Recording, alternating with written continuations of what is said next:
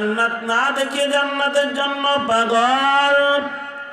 যে বান্দা জাহান্নাম না দেখে জাহান্নাম থেকে মুক্তি চায়, ও ফেরেশতারা তোমরা সাক্ষী থাকো,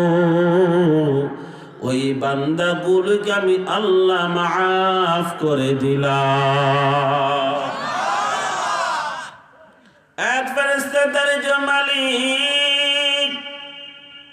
এই বিশাল মজমার মধ্যে তোমার সকল বান্দারা এক নিয়তে আসে নাই, কেউ চলে এসেছে কোনো কারণে, বাবার ভয়ে মার ভয়ে মজলিসের মধ্যে এসেছে, বন্ধুর টানে চলে এসেছে, সবাই ইখলাসের নিয়ত আসে নাই।